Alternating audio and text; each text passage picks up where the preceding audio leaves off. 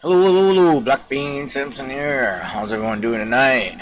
It is 8:30 p.m.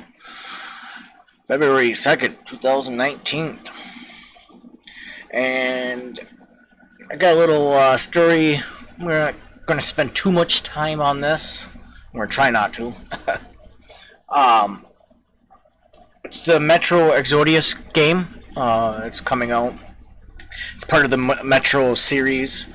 If you are not, um, if you ever heard of this game or the series, it actually comes from a book that was written by a Russian author.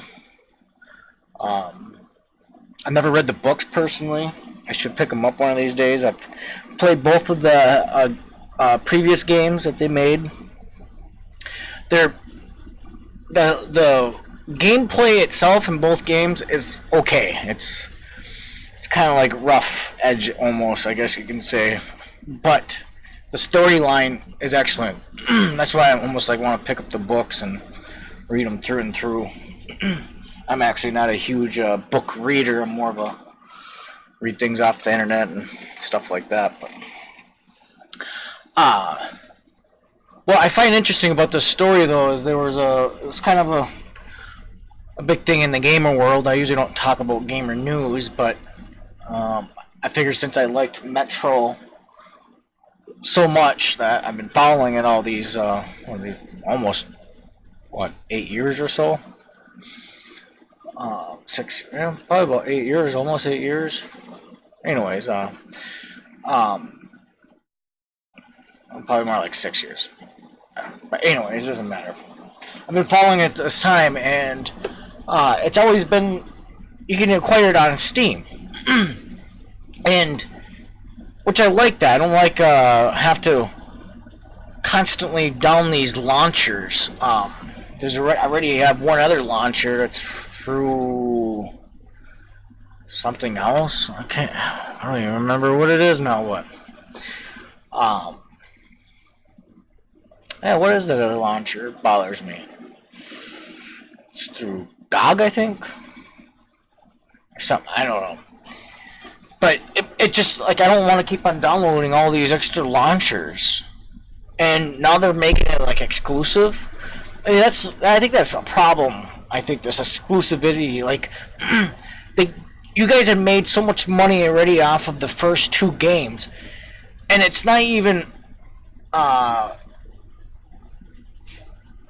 was it THQ here? Let me move on over here. Yeah, THQ Nordic. It's not even. It's their sister company. It's their sister company called Koch Medias. Koch Medias, and it's because it's their intellectual property. But THQ Nordic is something to do with it, developers or whatever. It's like all these companies that are owned by a single company work together to make this game. I think that in itself is just confusing. I don't know if that's even is there an actual purpose to that? Like, is there a certain efficiency for companies to work that way, to have like all these sub companies, quote unquote, that they call sister companies, but yet they're owned by a single company? Like, is there? I never understood that. And you find that all over the place. Like, I worked with a company that had 5 other companies that it owned, like huge companies. It was multi-billion-dollar industry or company. Even the company I worked for that they own just had like 5,000 employees just within there, and then their other companies, heck, they thousands and thousands of more. I've seen so many upsides and downsides to that. I almost want to make a podcast just talking about the cons and pros to corporations, essentially. But anyways, it's what I found interesting about this was two things. Was that they're kind of like pushing people to go to to another launcher when they can easily still go with Steam, but because of their sister company called Koch Media's decided to kind of like shaft people in my eyes, because people who already pre-ordered and people who have been following this series have always like, oh, it's always going to be on Steam, and now you're going to switch up on this exclusivity, blah blah blah, for PC, because you're still going to launch it February 15th on Xbox One and PS4. So like, what's the dilemma on launching it through Steam? Because this Koch Media got some exclusive rights with the Epic Store, which they've even talked about having issues and not being like up to par. And also the fact that people have to download something completely new, which means they have to enter information and whatnot with another company. And I think it's forcing people to spread more information of themselves around more than it's necessary. And then, well, the second thing that really caught my eye was the one developer named Skynet, and he pretty much just goes into just talking about, and this is like English translated from Russian, which is here. And and they use Google to translate it, but he says, like, consider the situation deeper. That by the way that he words it out is that they're willing to take on a loss on if they make a next Metro game, that they won't put it on PC because of what they pretty much what they're saying, what this guy's saying is the complaining. Well, people who are complaining have the right to complain at the fact that they don't want to have another launcher. And the fact that they're willing to complain about that undermines the fact that he goes into says, or does it say?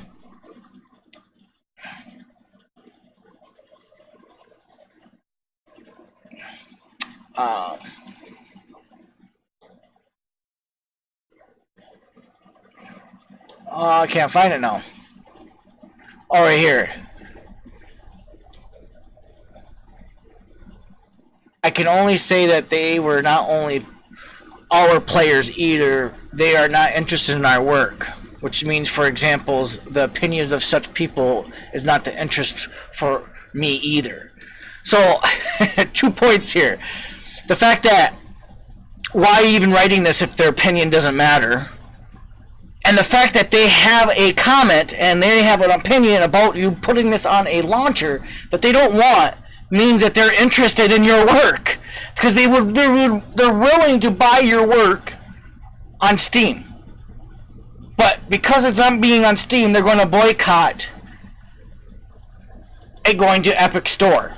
But because it's only going to be, they claim, if you're willing to wait, Deep Silver confirmed Metro Exodus will eventually return to Steam and other digital platforms after February 14th, 2020, which is nearly a year after the game release date. That is absurd, actually. That, to me, it's quite absurd. I almost feel like someone within a month or two will get it so where you don't even need to launch it through Epic Store launcher. Like, I almost feel like someone will make some type of backdoor or something they'll undermine that, just to undermine it. I kind of hope so, because this is ridiculous. This isn't, PC world is not console world. If you want to act like PC world is console world, this is what you're gonna get. This is what you're gonna get. You're gonna get people who are just going to be adamantly against it, and they're going to complain about it because I already made the argument.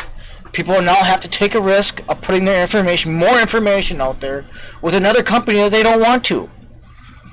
I mean, I just don't get that with these with these developers and that. They just think that because they own something, and at one time they were having this one way to get it. Now they're gonna switch it without really any notification. What besides like 2 weeks, a week away, that's going to be launched essentially, and they're coming out with this information. Week and a half of it, and it's just ridiculous. I had all this time. I mean, I just don't like. Do that on your next game. How's that? You're planning on making another game, right? Quote unquote. That guy says, then the next Metro. Okay, then do that for your next Metro game.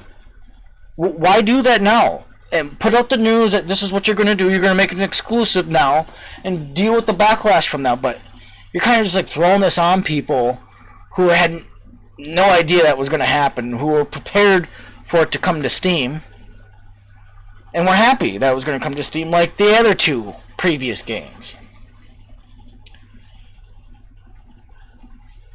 I don't know what it is too. I don't know if a lot of these developers or a lot of these companies are being told just not total truths either, because it goes into like pretty much just saying that they're taking a loss. They've taken a loss.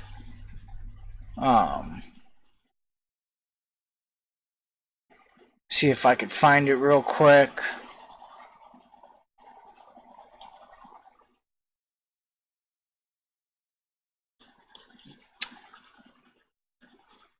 Well, right here. It turns out the developers for years have been hard and painful with the losses, trying to do something special. Well, what do you mean with the losses? I mean, to the best of my knowledge, the developers or anybody who's worked on these two previous Metro games have made it out quite well. Like, they've done pretty freaking well. I mean, the gaming industry itself has made almost anybody who has made a game that has became almost on everybody's shelf. They're extremely wealthy compared to the average person. I don't get it. Like, I don't get these people. Like, can you not manage your money right? And now you got to put that loss on people. Like, what's this loss that you're talking about too? Is it you're talking about how people pirated your games? I mean, people have proven that over time and over. There's developers who release games and say, go ahead and pirate it. If you like our game, please buy it. Because that's the truth of it. There's people out there who will download games, quote unquote, illegally, will try them out. If they like it, they will buy it. Because not only do they like the game, they want to donate and essentially maintain the publisher, the people who are making these games. They want to contribute to the effort. And I just... So when these people talk about losses and yet they're driving Porsches and having a great life compared if they just never made that game, I'm like, no, that's just part of the world that you live in, is that when you make all this, there's this like, it's like a water flow. Your water flow has gotten huge. So now there's like these slight runoffs.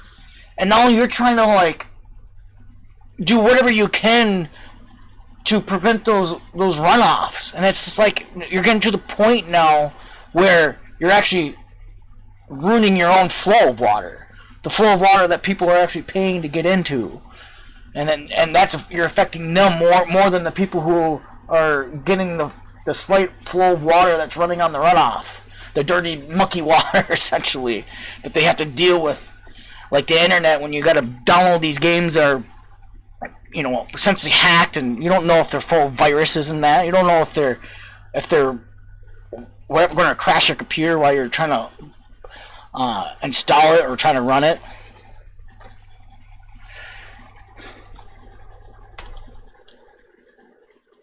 But I mean, at least maybe this whole time exclusive thing, this 1 year thing, maybe it's something that they're just trying. Who knows? I don't know. I don't want to scrutinize it too much because I don't understand the depths of it. It just seems a little bit unethical to do that on such timing.